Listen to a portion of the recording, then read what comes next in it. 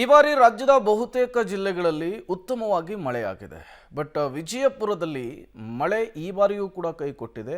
ಆದರೂ ಕೂಡ ಹಲವು ಅವಾಂತರಗಳನ್ನು ನೆರೆಯ ರಾಜ್ಯ ಮಹಾರಾಷ್ಟ್ರದಲ್ಲಿ ಸುರಿದಂತಹ ಮಳೆ ಸೃಷ್ಟಿ ಮಾಡಿದೆ. ಈಗಾಗಲೇ ಮಹಾರಾಷ್ಟ್ರದಲ್ಲಿ ಭಾರೀ ಪ್ರಮಾಣದಲ್ಲಿ ಮಳೆಯಾಗಿರುವಂತಹ ಪರಿಣಾಮ ಜಿಲ್ಲೆಯ ಆಲಮಟ್ಟಿ ಜಲಾಶಯಕ್ಕೆ ಅಪಾರ ಪ್ರಮಾಣದ ನೀರು ಹರಿದು ಬರ್ತಾ ಇದೆ. ಇದರಿಂದ ಕೆಲ ಜಮೀನುಗಳಿಗೆ ನೀರು ನುಗ್ಗಿ ಬೆಳೆಹಾನಿಯಾಗಿದೆ. ಜಿಲ್ಲೆಯ ಕೃಷ್ಣಾ ನದಿ ಪಾತ್ರದ ಹರಳದಿನ್ನಿ, ಯಲಗೂರ, ಮಸುತಿ ಸೇರಿದಂತೆ ನಿಡುಗುಂದಿ ಹಾಗೂ ಮುದ್ದೇಬಿಹಾಳ ತಾಲೂಕಿನ ಜಮೀನುಗಳಿಗೆ ನೀರು ನುಗ್ಗಿಬಿಟ್ಟಿದೆ. ಕಬ್ಬು, ತೊಗರಿ, ಹತ್ತಿ, ಮೆಕ್ಕೆಜೋಳ ಸೇರಿದಂತೆ ಅನೇಕ ಬೆಳೆಗಳು ಪ್ರವಾಹಕ್ಕೆ ಸಿಲುಕಿ ನೀರು ಪಾಲಾಗಿದೆ. ಜಲಾವೃತವಾದಂತಹ ಸ್ಥಳಕ್ಕೆ ವಿವಿಧ ಇಲಾಖೆಯ ಅಧಿಕಾರಿಗಳು ಹಿಡಿದು ಜಿಲ್ಲಾಧಿಕಾರಿಗಳವರೆಗೂ ಕೂಡ ಎಲ್ಲರೂ ಬಂದು ವೀಕ್ಷಿಸಿ ರೈತರಿಗೆ ಪರಿಹಾರದ ಭರವಸೆಯನ್ನು ಕೊಟ್ಟಿದ್ದಾರೆ.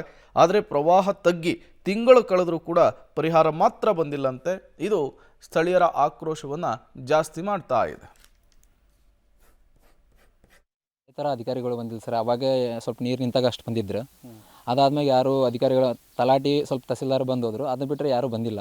ಇಲ್ಲಿವರೆಗೆ ಜಿಲ್ಲಾಧಿಕಾರಿಗಳಾಗಲಿ ಯಾರೋ MLAಗಳಾಗಲಿ ಯಾರೂ ಬಂದಿಲ್ಲ. ಇದು ಅದು ಮತ್ತೆ ಒಳ್ಳೆ ನೀರು ಲೆವೆಲ್ ಕಮ್ಮಿ ಆದಂಗೆ ಯಾರೂ ಬರಲೇ ಇಲ್ಲ ಸರ್. ಇಲ್ಲಿ ನೀವು ನೋಡ್ತಿರ್ಬೋದು, ಎಲ್ಲ ಹಾಳಾಗಿಬಿಟ್ಟೆ ಸರ್. ಈಗ ಅರ್ಧ ಕಬ್ಬೆಲ್ಲ ಹಾಳಾಗೈತಿ ಮತ್ತು ತೊಗರಿಗಳ ಹಾಳಾಗಿಬಿಟ್ಟವ. ಇಲ್ಲಿ ಅದಕ್ಕೆ ಪರಿಹಾರ ತಗೋರಿ, ಅದಕ್ಕೆ ಏನಾರ ಅರ್ಜಿ ಹಾಕ್ರಿ, ಅದು ಹಾಕ್ರಿ ಅಂತ ಯಾರೂ ಬಂದು ಹೇಳಿಲ್ಲ. ಅದ್ರ ಬಗ್ಗೆ ಮಾಹಿತಿನೂ ಕೊಟ್ಟಿಲ್ಲ ಸರ್ ಯಾರು.